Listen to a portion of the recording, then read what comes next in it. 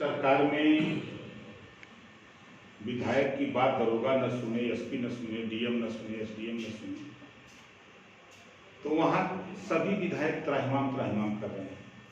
SP नहीं सुन रहा, DM नहीं सुन रहा, उसके अलावा मुख्यमंत्री नहीं मिल रहे हैं, सुनने की तो बातें छोड़ दीजिए।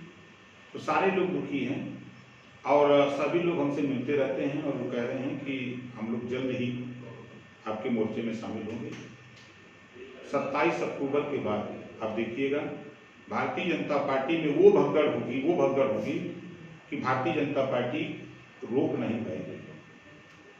और बड़ी संख्या में, हम तो 150 बता रहे हैं ना, हम तो मना कर रहे हैं कि भाई इतने लोगों को हम लोग कैसे एडजस्ट करेंगे।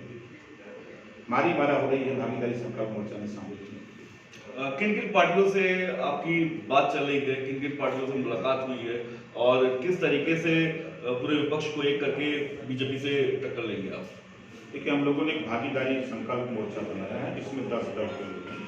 प्रेमचंद प्रजापति की पार्टी है, बाबूराम पाल की पार्टी है, रामसागर सिंह की पार्टी है, बाबू सिंह कुशवाहा टिकला पटेल, अनिल चौहान की पार्टी है, प्रेमचंद ये आपके रामकांत कश्यप हैं, राजकुमार सैनी हैं, सदुद्दीन ओवैसी हैं।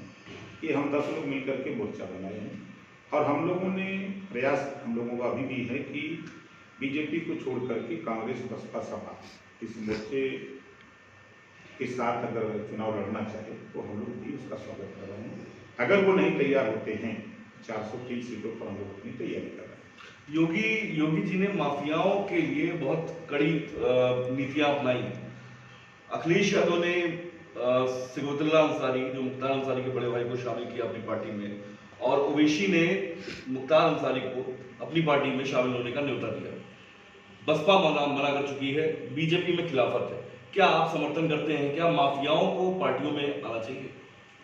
दिल्ली की पार्लियामेंट में आधे से अधिक आपराधिक प्रवृत्ति के लोग सांसद हैं।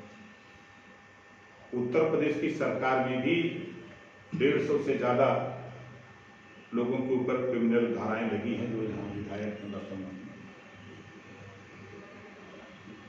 भारतीय जनता पार्टी के टिकट पर एमएलसी बनते हैं मुख्तार अंसारी, ये ब्रजेश सिंह, वो तो साधु दिखते हैं।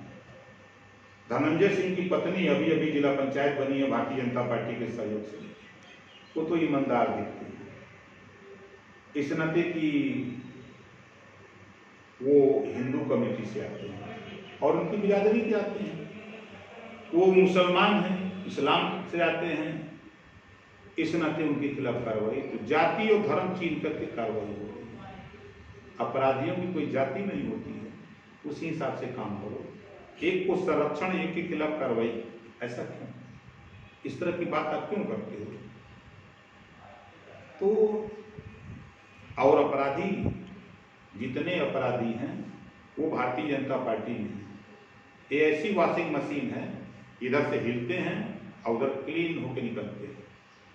अभी इटावा में देखा कि एक ने एसपी को थप्पड़ मारा और भारतीय जनता पार्टी की वॉशिंग मशीन में हिला और उधर निकला और जिलाध्यक्ष बन गया भारतीय जनता पार्टी। ये वो है भारतीय जनता पार्टी अपराधियों को संरक्षण देने के लिए हाथरस की घटना को देख लीजिए। बेटी को आज तक न्याय नहीं मिला, अपराधियों को संरक्षण सरकार दे रही। बलिया में पाल की हत्या होती है और अपराधी को बचाने के लिए पूरी बीजेपी लग जाती है। तो ये अपराधियों को संरक्षण देने वाली सरकार है और जाति धर्म छीन करके कार्रवाई करने वाली सरकार।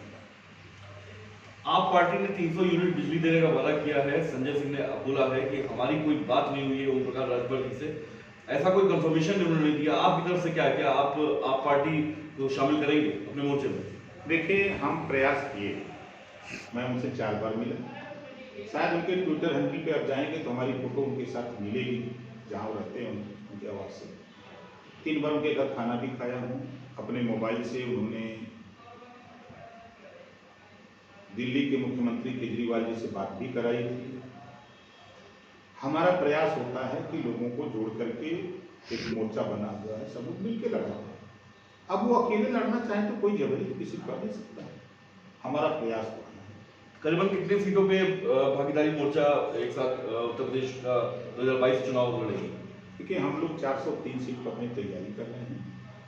विकल्प खुले हैं। यदि सपा बसपा कांग्रेस के लोग समझौता करेंगे तो जो सीटें समझौते में मिलेगी उसमें हम लोग लड़ेंगे मिलकर के सब लोग। लड़ाई 403 सीटों पर। एक आखिरी सवाल, आज कल जो है प्रयागराज में महंत नंद गिरी जो है अखाड़ा के अध्यक्ष रहे और उनकी मृत्यु हो गई संदिग्ध परिस्थितियों में।